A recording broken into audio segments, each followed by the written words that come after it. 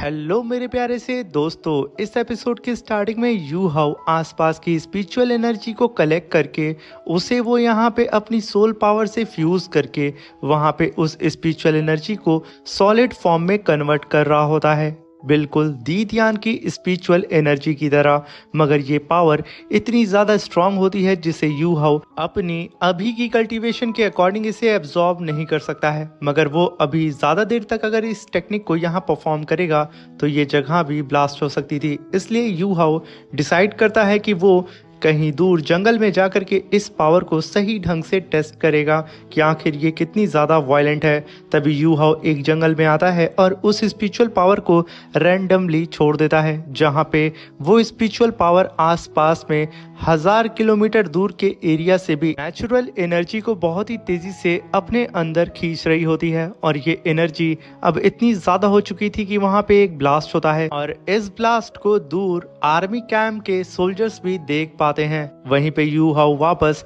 अपने कैंप में आ जाता है। यहाँ पे यू हाउ सोच ही रहा होता है कि आखिर वो आगे का स्टेप क्या लेगा, मगर उसके सामने वू टोंग मौजूद होती है जो कि यू हाउ से कहती है कि आखिर तुम कहाँ पे घूमने गए थे। तभी यू हाउ कहता है कि आज का मौसम बहुत अच्छा था और मैं स्काई में तारों को देखने के लिए गया था और कुछ भी नहीं। मगर वू टोंग उसे घूरने लगती है, मगर सडन वहाँ पे मौसम बिगड़ जाता है। जहाँ पे अभी चांदनी रात थी वहाँ पे बारिश होने लगती है। अब ये देख करके यू हाउ का जो झूठ था वो पकड़ा जाता है। मगर तभी यू हाउ कहता है कि वू टोंग तुम्हें कैसे पता कि मैं यहाँ पे नहीं हूँ। तभी वहां पे वू टोंग कहती है कि यू हाउ बस मैं यहाँ से गुजर रही थी तो मैंने देखा कि तुम रूम के अंदर नहीं हो, तो मैं यहाँ पे रुक करके तुम्हारा इंतजार करने लगी और कुछ नहीं। और जब अब तुम बिल्कुल ठीक हो चुके हो और उछल कूद कर रहे हो तो हम लोग कल ही एकेडमी के लिए निकलेंगे, इसलिए तैयार हो जाना। ये सुनकर के यू हाउ वहाँ पे हाँ में सर हिलाता है। हमें नेक्स्ट डे का सीन दिखाया जाता है जहाँ पे यू हाउ की पूरी टीम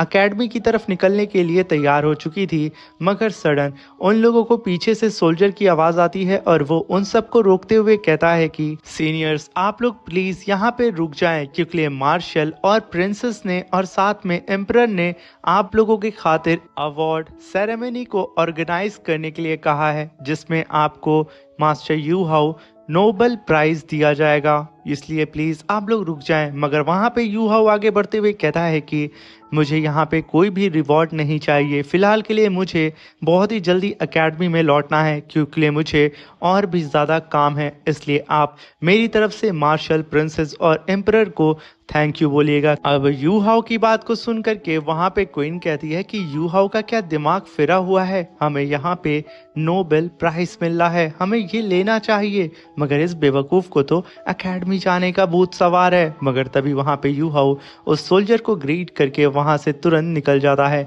मगर रास्ते में वहाँ पे क्वीन यू हाउ से कहती है कि यू हाउ थोड़ी दिन रुक जाते तो क्या चला जाता, मुझे एक रिवॉर्ड मिलता और उसे मैं अपनी मॉम को दिखाती। मगर तभी हम देखते हैं कि वो लोग अपने एकेडमी पहुंच चुके थे, जहाँ पे यू हाउ अपने थर्ड ब्रदर से कहता है कि ब्रदर आप लोग सीधा ही तान सेक्ट में जाएं और मैं जा रहा हूँ सीनियर एल्डर जुआन से मिलने के लिए सी गॉड पवेलियन में। ये कहने के साथ वो लोग अलग अलग डायरेक्शन में बढ़ जाते हैं, जहाँ पे यू हाउ को सी गॉड पवेलियन के पास छोड़ने के लिए वू टोंग आती है। तभी यू हाउ वू टोंग को बोल करके वहाँ से बाय चला जाता है और वू टोंग यू हाउ को जाता हुआ सी गॉड पवेलियन में खड़े होकर के बहुत ही प्यार से देखती है। जैसे कि यहाँ पे वू टोंग के भी दिल में अब यू हाउ को लेकर के बहुत ज़्यादा प्यार आ चुका है, मगर वो यहाँ पे जाहिर नहीं करती है और उसे समझ भी नहीं आता है कि आखिर वो इसकी फिक्र क्यों कर रही है। भी वहाँ पे Yu Hao Sea God Pavilion के पास आ जाता है और वो गोल्डन ट्री के पास आके अपने टीचर को ग्रीट करते हुए कहता है कि टीचर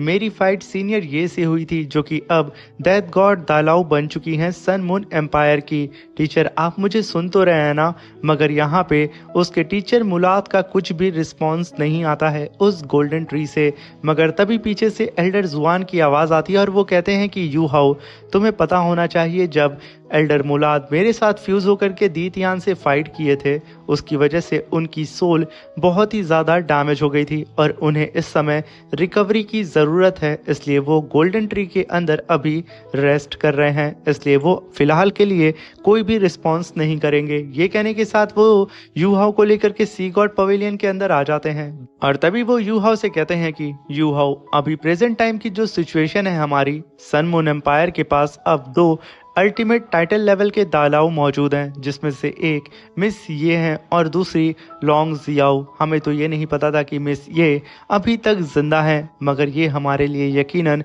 एक सरप्राइज था। और जब सन मून एम्पायर के पास 2 99 लेवल के अल्टीमेट दालाओ मौजूद हैं, तो ये दोनों ही मिल करके पूरे के पूरे कॉन्टिनेंट के बैलेंस को बिगाड़ने के लिए काफ़ी हैं। ये सुनकर के यूहाओ कहता है कि सीनियर, अगर ऐसी बात है तो हम लोग सीनियर पॉइजन इमॉर्टल का भी तो साथ ले सकते हैं। वो तो अब तक अपना ब्रेक थ्रू भी कर चुके होंगे लेवल 99 अल्टीमेट दालाओं में। अब ये सुनकर के एल्डर जुआन कहते हैं कि वो ओल्ड पॉइजन इस समय उसने कोई भी ब्रेक थ्रू नहीं किया है, क्योंकि सन मून एम्पायर ने उन लोगों के ऊपर सरप्राइज अटैक कर दिया था, जिसकी वजह से बॉडी सेक्ट का बहुत ही भारी नुकसान हुआ है। साथ में बॉडी सेक्ट का ये मास्टर ओल्ड पॉइजन, उसकी सोल तक यहाँ पे डैमेज हो चुकी है। और साथ में तुम बूली को तो जानते होगे, जो कि बॉडी सेक्ट का यंग जनरेशन का जीनियस था। वो इतनी बुरी तरीके से घायल हो चुका है अपने मास्टर ओल्ड पॉइजन को बचाने के चक्कर में, यहाँ तक कि उसकी स्पिरिट बहुत ही बुरी तरीके से कोलैप्स भी हो चुकी है। सुनने में तो यही आया है और बहुत कम उम्मीद है उसकी जिंदा बचने की। और यहाँ पे हेवनली दाओ एम्पायर, अब हमें नहीं लगता है कि वो खड़े होने की भी एबिलिटी रखता है, और उसके पास इतनी भी अब स्ट्रेंथ है कि वो सन मून एम्पायर से दोबारा फाइट कर सके। अब ये सुनकर के यूहाओ कहता है कि एल्डर जुआन, तो क्यों ना हम लोग अपने कॉन्टिनेंट के हिडन सेक्ट से मदद मांगे सन मून एम्पायर से फाइट करने के लिए, क्योंकि अगर सन मून एम्पायर हम लोगों के ऊपर कब्जा कर लेता है तो वो लोग भी बहुत बड़े खतरे में आ जाएंगे। तभी एल्डर जुआन कहते हैं कि तुम्हें तो अच्छे से पता होगा सन मून एम्पायर के पास डेथ गॉड सोल टूल मौजूद है, और उसकी वजह से कई सारे सेक्ट हैं जो कि हमारे साथ आना तो चाहते हैं, मगर फ्रंट लाइन में आगे बढ़ के उस सोल टूल का मुकाबला नहीं करना चाहते हैं, क्योंकि उसका तोड़ किसी के पास भी नहीं है। उसके पास जाना मतलब मौत को दावत देना। अब ये सुनकर के यूहाओ कहता है कि एल्डर जुआन, मैं आपसे एक चीज पर्सनली पूछना चाहता हूँ। जब मिगदाओ माउंटेन रेंज के अंदर मेरी फाइट सीनियर ये से हो रही थी, तो मैंने रिवर्स ड्रैगन स्केल का इस्तेमाल करके मैंने सीनियर दीतियान को समन किया था, और जब वो मेरी बॉडी के ऊपर कब्जा किए थे तो मैंने फील किया कि सीनियर दीतियान की स्पिरिचुअल पावर बिल्कुल डिफरेंट है मुझसे, क्योंकि सीनियर दीतियान की बॉडी के अंदर मैं महसूस कर पा रहा था कि उनके अंदर कई सारे ब्लैक होल मौजूद हैं जो कि एक दूसरे से इंटरकनेक्टेड हैं, और वो उनको स्पिरिचुअल पावर लगातार ही प्रोवाइड कर रहे थे। और इस चीज को मैं समझ नहीं पा रहा हूँ, क्योंकि हमें एकेडमी में सिर्फ सोल दालाओ लेवल तक ही पहुंचने की टेक्निक के बारे में बताया जाता है, मगर इस एक्सट्रीमली टेरिफाइंग स्पिरिचुअल पावर के बारे में हमें कुछ भी नहीं बताया गया है कि आखिर सोल दालाओ के बाद सुपर दालाओ, और उसके बाद टाइटल दालाओ, और उसके बाद अल्टीमेट दालाओ, उसके बाद 100 लेवल जो कि गॉड लेवल है। मगर अभी तो मैं सोल सेंथ हूँ और नेक्स्ट लेवल मेरा सोल दालाओ होगा। मगर टीचर, मैंने सीनियर ये की पावर को भी देखा है, मगर यहाँ पे उनकी पावर को अगर सीनियर दीतियान के साथ कंपेयर किया जाए तो सीनियर दीतियान के पास जो ब्लैक होल सोल हैं जो कि एक दूसरे से इंटरकनेक्टेड है और उन्हें स्पिरिचुअल पावर प्रोवाइड कर रहे हैं, वो बड़े ही आराम से सीनियर ये को हरा सकते हैं, भले ये दोनों ही अल्टीमेट दालाओ हैं। अगर यहाँ पे सीनियर ये अपने death god tower soul tool का इस्तेमाल ना करें तो ये सुनकर के वहाँ पे मास्टर जुआन कहते हैं कि बहुत खूब, तुम इतने कम एज में इतनी गहराई से इन सब चीज़ों को समझ पा रहे हो। जहाँ पे वो यूहाओ को बताते हैं कि जब कोई कल्टीवेटर सोल दालाओ लेवल पे खुद को प्रमोट करता है तो वो अपनी स्पिरिचुअल पावर के अंदर सोल पावर को फ्यूज करके उसे सॉलिड फॉर्म में लेकर के आता है, और इसी पैटर्न का इस्तेमाल करके सारे ही मास्टर अपना लेवल सोल दालाओ के बाद ब्रेक थ्रू करते हैं। और जब तुम सोल दालाओ में अपनी स्पिरिचुअल पावर और सोल पावर को फ्यूज करके उसे सॉलिड फॉर्म में ले आओगे तो फिर तुम उस सॉलिड सोल पावर को अपनी दान ताई के अंदर एब्जॉर्ब करोगे, और जब वो पूरी ही तरीके से तुम्हारी दान ताई सॉलिड फोर्स से चारों ही तरफ से घिर जाएगी और खुद एक सॉलिड क्यूब में कन्वर्ट हो जाएगी, तो वो कहलाती है सोल कोर, जो कि तुम्हारी असल में सोल दालाओ लेवल पे रीच करने के बाद तुम्हारी फाउंडेशन है।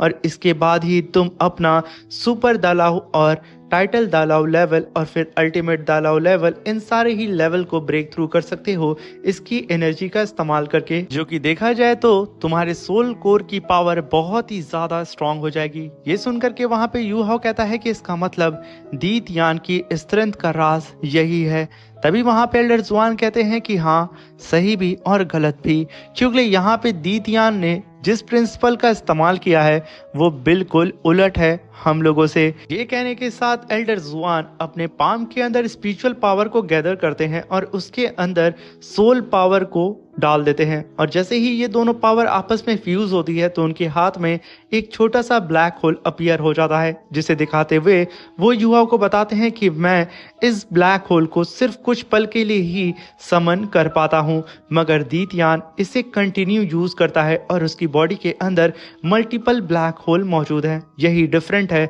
मुझ में और दी तियान में, और यही रीजन है कि मैं अपना ब्रेक थ्रू नहीं कर पा रहा हूँ अल्टीमेट दालाव लेवल पे, और मैं 98 लेवल पे आके रुक चुका हूँ। अब ये सुनकर के यू हाओ कहता है कि एल्डर जुआन, अगर दी तियान के पास इतनी भारी मात्रा में स्पिरिचुअल पावर मौजूद है तो आखिर कैसे उसकी एक सोल कोर उसे हैंडल कर पा रही होगी। जैसा कि आपने बताया, उसे हैंडल करने के लिए बहुत ही पावरफुल स्पिरिचुअल पावर चाहिए, मगर फिर भी एक सोल कोर कैसे। तभी वहां पे मास्टर जुआन कहते हैं कि तुम काफी समझदार हो चुके हो यू हाओ। तभी वो बताते हैं कि यू हाओ, जब कोई कल्टीवेटर अपना अल्टीमेट दालाव लेवल ब्रेक थ्रू करता है तो वो अपनी बॉडी के अंदर एक और सोल कोर को कंडेंस कर लेता है, और इसी तरीके से एल्डर मुलाद, दी तियान, लॉन्ग सियाओ, ये जी और साथ में ओल्ड पॉइजन, इन सभी लोगों ने भी अपनी बॉडी के अंदर एक और सोल कोर को बना के रखा है, जिसकी वजह से उनकी बॉडी के अंदर जो स्पिरिचुअल पावर है वो बैलेंस रहती है। मगर यहाँ पे एक ट्विस्ट है, अगर दी तियान की दोनों ही सोल कोर को कंपेयर किया जाए ह्यूमन के सोल कोर से तो वो काफी डिफरेंट है, क्योंकि ह्यूमन की जो सोल कोर पहली है और दूसरी, उन दोनों में काफी मेजर डिफरेंट है। क्योंकि ह्यूमन की दूसरी सोल कोर पहली सोल कोर से बहुत छोटी है, मगर यहाँ पे दी तियान की जो दोनों ही सोल कोर हैं वो बिल्कुल सिमिलर हैं। इसी वजह से दी तियान के पास इतनी भारी मात्रा में स्पिरिचुअल पावर मौजूद है और वो इतना ज्यादा पावरफुल है। अभी वहाँ पे एल्डर जुआन कहते हैं कि यू हाओ, तुम्हारे पास ट्विन मार्शल सोल है जिसका इस्तेमाल करके तुम बहुत ही जल्दी आराम से टाइटल दालाव लेवल को ब्रेक थ्रू कर सकते हो, और तुम्हारे लेवल के जितने भी कल्टीवेटर होंगे उनके अकॉर्डिंग तुम्हारी स्पिरिचुअल पावर बहुत ही ज्यादा पावरफुल होगी। मगर यू हाओ, जब कोई भी कल्टीवेटर अपना लेवल 98 से 99 लेवल पे ब्रेक थ्रू करना चाहता है तो उसकी बॉडी के अंदर जो दो सोल कोर होती हैं वो बहुत ही तेजी से आपस में फ्यूज होने लगती हैं, और ये एक सबसे बड़ी प्रॉब्लम है।